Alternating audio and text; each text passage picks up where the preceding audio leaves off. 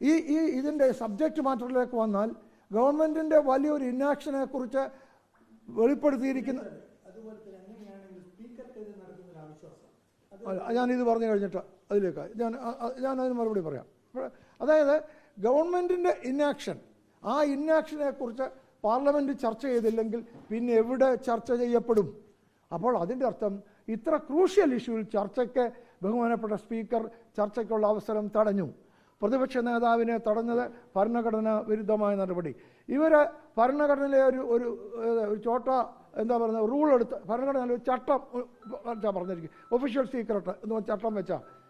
ഈ ഗവൺമെൻറ് നിങ്ങൾ ഓർക്കണം, ഭരണഘടനയിൽ വ്യക്തമായി പറഞ്ഞിട്ടുള്ള മാൻഡേറ്റാണ് ഡെപ്യൂട്ടി സ്പീക്കറെ തിരഞ്ഞെടുക്കണമെന്ന്.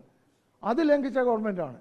ഭരണഘടനയിലെ ആർട്ടിക്കിൾ പോലും ലംഘിക്കുന്നതാണ് ഈ ഗവൺമെൻറ്. അപ്പോൾ പിന്നെ ഭരണഘടനയിൽ പാർലമെൻറ്റിൽ നടന്നത് അങ്ങേയറ്റം ജനാധിപത്യ വിരുദ്ധമാണ്, ആർട്ടിക്കിൾ 105 ലംഘനമാണ് എന്ന കാര്യത്തിൽ ഒരു സംശയവുമില്ല. ഇനി എന്തോ ചോദിക്കാൻ വന്നത് അല്ലേ സാർ?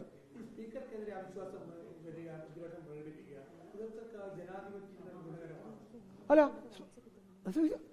സ്പീക്കർക്കെതിരെ അവിശ്വാസം കൊണ്ടുവരാനുള്ള അവകാശം ഭരണഘടന തന്നിട്ടുള്ളതാണ്.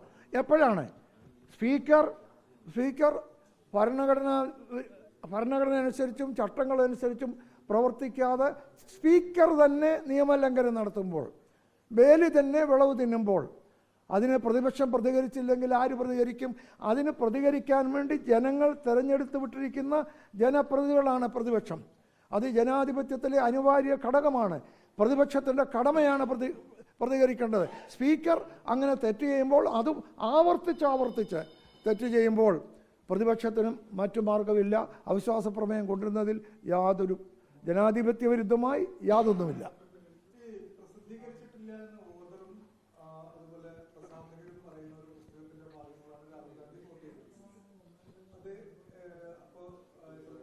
അതിലെന്ത് റെലവൻസ് ഉണ്ട്? കാരണം പ്രസിദ്ധീകരിച്ചോ ഇല്ലയോ, പുസ്തകമാണോ എന്നുള്ളത് ഇമ്മെറ്റീരിയലാണ്.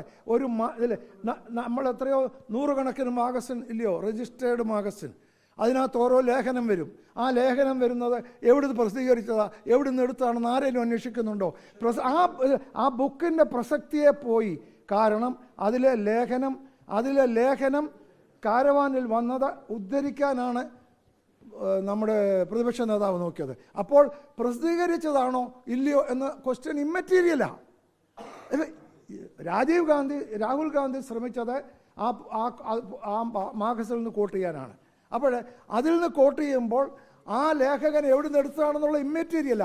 ആ കണ്ടന്റ് പറഞ്ഞു കഴിയുമ്പോൾ അത് ദേശവിരുദ്ധമാണോ ചട്ടവിരുദ്ധമാണോ എന്ന് കേട്ടിട്ട് നടപടിയെടുക്കാൻ സ്പീക്കർക്ക് അവകാശമുള്ളത്. പറയുന്നതിനെ പ്രിയം ചെയ്യുന്നത് ജനാധിപത്യ വിരുദ്ധമാണ്. പ്രതിപക്ഷ നേതാവ് എഴുന്നേറ്റൊരു കാര്യം പറഞ്ഞാൽ ഇങ്ങനെ പ്രിയംറ്റ് ചെയ്യുന്ന ഒരു സംഭവം എൻ്റെ ഒരു 10-30 വർഷത്തെ ജനാധിപത്യ അനുഭവത്തിൽ പ്രതിപക്ഷ നേതാവ് ഒരു കാര്യം പറയാൻ തുടങ്ങുമ്പോൾ പറയുന്നതിന് മുമ്പേ പ്രിയംറ്റ് ചെയ്യുന്ന ഒരു സംഭവം എൻ്റെ ഓർമ്മയിലില്ല. അത് ജനാധിപത്യ വിരുദ്ധമാണെന്ന് കാര്യത്തിൽ യാതൊരു സംശയവുമില്ല. അതേപോലെ തന്നെ കേരള ഇത് ഓണത്തിനിടെ പൂട്ടുകച്ചവടം ഇത്ര മേജറായ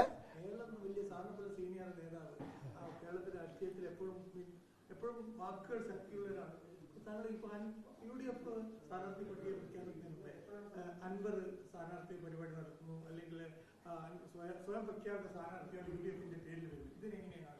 ഇത് ജനാധിപത്യത്തിൽ ഇതൊരു ജനാധിപത്യമാണ്. കോൺഗ്രസ് പാർട്ടി ഒരു ജനാധിപത്യ പാർട്ടിയാണ്.